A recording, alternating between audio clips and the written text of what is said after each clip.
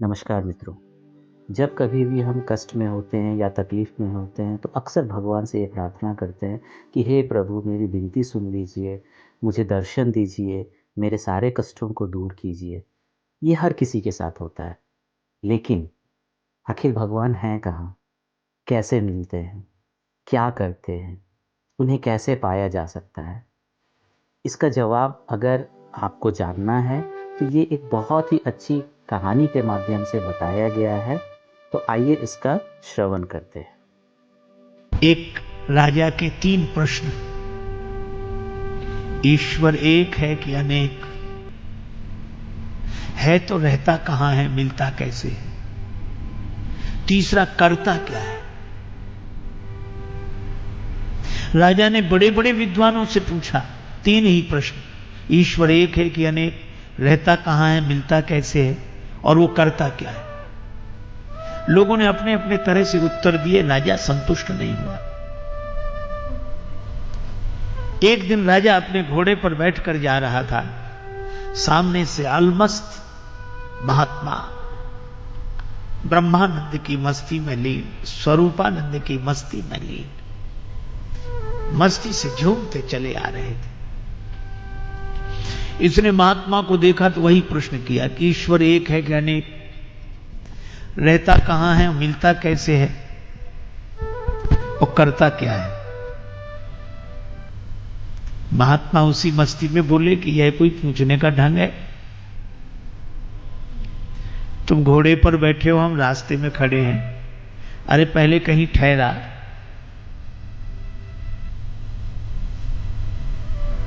मैं विश्राम करूं, मेरे खाने पीने की व्यवस्था कर, फिर श्रद्धा पूर्वक पूछना। श्रद्धावान लभते ज्ञानम। यह तो उद्दंड का ढंग है, श्रद्धालु का नहीं। राजा समझ गया कि यह महात्मा वैसे नहीं है। हाथ जोड़कर बगीचे में ले गया। बगीचे में एकांत में कुटिया थी, सारी व्यवस्था थी। महात्मा जी को ठहरा दिया, सब व्यवस्था हो गई। 2 दिन बाद राजा गया कि महाराज अब मेरे प्रश्नों का उत्तर। महात्मा बोले अकेले में सुनना चाहते हो कि सबके बीच में? राजा ने कहा कि सबके बीच में हो तो और अच्छा, सब समझ लेंगे। महात्मा बोले तो सबको इकट्ठा करो। महाराज तो ये आज 1-2 दिन में तो सब इकट्ठे नहीं हो पाएंगे। हम सूचना करेंगे और तब धीरे धीरे धीरे सब लोग इकट्ठे होंगे।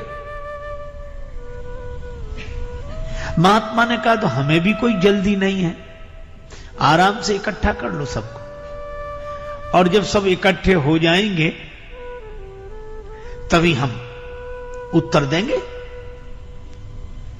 लेकिन हमारे पास अब मत आना, जब जिस दिन लोग इकट्ठे हों उसी दिन आना, और हम आराम से रहेंगे। राजा चला गया। 1 महीने बाद की तिथि निश्चित हुई। उस दिन दरबार में सभी लोग एकत्रित होंगे, महात्मा प्रश्नों का उत्तर देंगे। राजा ने आना बंद कर दिया। महात्मा अपना बगीचे में भगवान का ध्यान करें, पूजा पाठ करें, मस्ती से आत्मचिंतन करें, आनंद से रहें। शाम को घूमने जाते। खेत पर एक किसान काम करता, सवेरे मिल जाता, शाम को मिल जाता। महात्मा ने उससे मित्रता कर ली और किसान से कहा कि कभी हमें काम पड़े तो हमारा कहना मानोगे? जो आज्ञा महाराज। अब 3 दिन बचे उस तिथि में।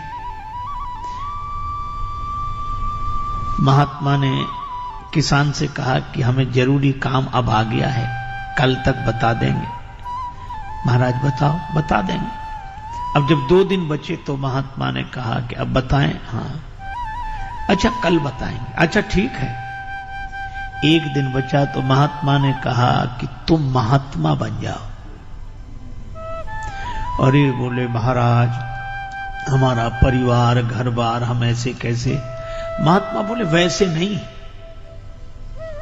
महात्मा होने के लिए नहीं कह रहे हैं, महात्मा बनने के लिए कह रहे हैं। सचमुच होना तो कठिन है, साधु होना कठिन है, चढ़ना पेड़ खजूर, चढ़े तो चाखे प्रेम रस, गिरे तो चकनाचूर। होना कठिन है, पर बनने में क्या कठिनाई। तो बोला महाराज, महात्मा बोले एक दिन के लिए बन जाओ। ठीक है महाराज, सिर मुड़ा लेते हैं, आपकी तरह कपड़ा पहन लेते हैं। और महात्मा बोले एक शर्त और, क्या? अपना लिबास हमें दे दो, हम किसान बने तो महात्मा बनो। अच्छा महाराज, यही भी। अब महात्मा बन गए किसान, बड़ी बड़ी दाढ़ी बाल और किसान के कपड़े पहने,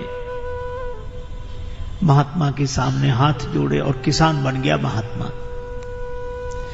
महात्मा बोले डरना नहीं, राजा के सामने चलना है। फिर राजा पूजा करेगा, आरती करेगा, प्रणाम करेगा, तुम डरना नहीं। वो बोला महाराज ये तो सब ठीक, लेकिन राजा साहब जब प्रश्न करेंगे सिंहासन पर बिठा के, तब महात्मा बोले हम तो साथ में हैं, कह देना ये तो हमारा घास छीलने वाला जवाब दे देगा, फिर हम जवाब दे देंगे। हाँ ये ठीक है। महात्मा गए, अब वेश से वो साधु दिखे। अब राजा को संदेह हो, लेकिन अब क्या करे, प्रणाम किया, पूजा की और आरती। महाराज विराजे ऊंचे आसन पर, महात्मा के वेश में किसान था वो बैठा, और महात्मा किसान के वेश में नीचे बैठे, सिर झुकाए। राजा ने कहा कि महाराज हमारे 3 प्रश्न हैं, आपने कहा था हम उत्तर देंगे। हां बोलो। पहली बात, ईश्वर एक है कि अनेक? दूसरी बात, वो रहता कहां है, मिलता कैसे है? तीसरी बात, वो करता क्या है? वो किसान तो पहले से पढ़ा हुआ था, कहने लगा राजा साहब क्या साधारण सवाल पूछे हैं, इन प्रश्नों का उत्तर तो हमारा घास छीलने वाला किसान दे देगा। राजा को लगा कि इतना सब आयोजन किया और ये कहते किसान दे देगा, पर महात्मा बैठे थे किसान के रूप में, कहने लगे हाँ राजा साहब पूछो, मैं उत्तर दूंगा, गुरुजी ने हमें सब बता दिया, मैं उत्तर दूंगा, पूछो। अच्छा चलो भाई किसान तुम ही बताओ। राजा ने कहा कि वह ईश्वर एक है कि अनेक? किसान ने कहा कि राजा साहब मैं बिना पढ़ा लिखा किसान, और आप पढ़ाई लिखाई के सवाल पूछते हो, कोई एक है कि अनेक है, तो फिर निर्णय कैसे हो? एक काम करो राजा साहब, आप कुछ मणियां मंगा लो, ठीक है, गिनना आप, फैसला हम करेंगे। राजा बोला ये ठीक है। एक थाल में मणियां आ गई। अब राजा ने गिनना शुरू किया, एक मणि उठाई, और एक मणि उठाकर राजा बोला एक। किसान ने कहा बिल्कुल ठीक, रख दो, रख दी। अब दूसरी मणि उठाई, राजा बोला 2। किसान के रूप में महात्मा थी, वो बोले झूठ बोलते हो, देखो हाथ में 2 है कि 1? कहे तो 1, बोले फिर 2 क्यों कहते हो? महाराज लिखा है ऐसा। अरे लिखा है, पर देख देख कर दिखने में 1 है कि नहीं? अच्छा वैसे 1 है, बोले हाँ है तो 1 ही, बोले फिर 2 क्यों बोलते हो? अब उसने कहा गिनती मुश्किल हो जाएगी। तीसरी मणि उठाई, 3। महात्मा बोले फिर झूठ बोले, 3 नहीं है, 1 ही है। 2 नहीं है, 1 ही है। 4, 5, 6, 7 नहीं है, 1 ही है। 1 के बाद भी 1 ही है। लेकिन वह 1 ही जब दूसरी बार किसी के अनुभव में आया तो 2 हो गया, तीसरी बार किसी के अनुभव में आया तो 3 हो गया, चौथी बार किसी के अनुभव में आया तो 4 हो गया, 5वीं बार किसी के अनुभव में आया तो 5 हो गया, पर वह है 1 ही, 1 ही, 1 ही। राजा सोचे कि बात तो ठीक कह रहे हैं और दिखाई भी 1 ही दे रही है, हम चाहे 2 कहें चाहे 3 कहें, है तो 1 ही। और महात्मा बोले जरा 1 के पहले गिनो, तो 1 के पहले तो शून्य है। तो कहा 1 के पहले भी 1 है और 1 के बाद भी 1 है और बीच में भी 1 ही है। इसी तरह परमात्मा 1 ही है, पर दूसरी बार किसी को मिला तो 2 हो गया, तीसरी बार किसी को मिला तो 3 हो गया, चौथी बार किसी को मिला तो 4, 5वीं बार किसी को मिला तो 5, पर वह 1 है, 1 है, 1 है। 1 के पहले भी वही 1 है और 1 के बाद भी वही 1 है और बीच में भी वही 1 है। राजा ने तो हाथ जोड़ लिए कि महाराज ऐसा समाधान नहीं सुना, न कोई चौपाई, न दोहा, न श्लोक, न कोई ग्रंथ, किसी का प्रमाण नहीं। और गिनने की सही बात है, हम देखते हैं तो 1 ही दिखता है। ये 2, 3, 4 तो हमें सिखा दिया गया है, पढ़ा दिया गया है। अगर ये सीखी हुई पढ़ाई छोड़कर देखें तो 1 ही है। बड़ा सुंदर उत्तर दिया महाराज, हम मान गए कि ईश्वर 1 है, 1 है, 1। अच्छा एक बात बताओ, रहता कहां है, मिलता कैसे? महात्मा बोले तुम कठिन कठिन सवाल पूछते हो, खिलाते पिलाते कुछ हो नहीं। तो महाराज क्या, दूध मंगाओ। 1 कटोरे में दूध आ गया। अब वो महात्मा दूध तो पिए नहीं, दूध में उंगली घुमावे ऐसे। अरे ये दूध में उंगली क्यों घुमा रहे? महात्मा बोले सुना है इस दूध में घी रहता है। तो हम सोचते हैं घी निकाल कर खा लें। राजा बोला आप भी पागलों जैसी बातें करते हैं। दूध तो रहता है पर ऐसे थोड़ा ही मिलता है। कैसे मिलता है? और दूध को जमाना पड़ता है, दही बनाना पड़ता है, फिर मंथन करना पड़ता है, फिर मक्खन निकलता है, फिर आग में तपाना पड़ता है, तब घी मिलता है दूध में ही। पर बातों से नहीं मिलता है, उसकी विधि है, उसका पालन करने से मिलता है। महात्मा ने कटोरा रख दिया।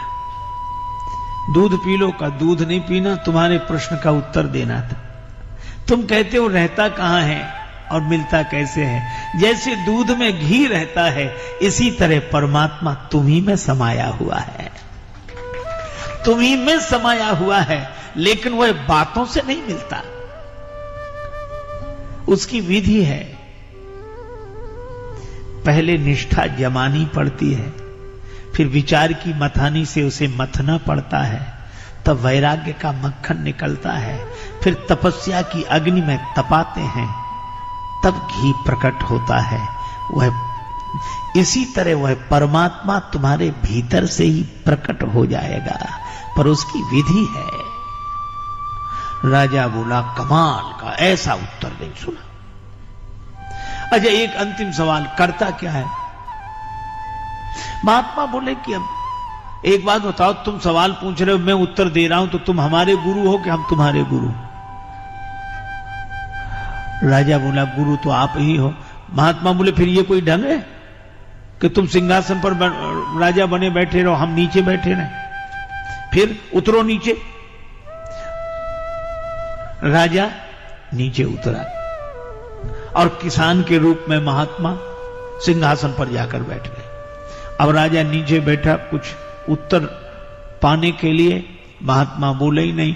तो कहा कि महाराज आपने उत्तर नहीं दिया। किसान बोला यही करता है,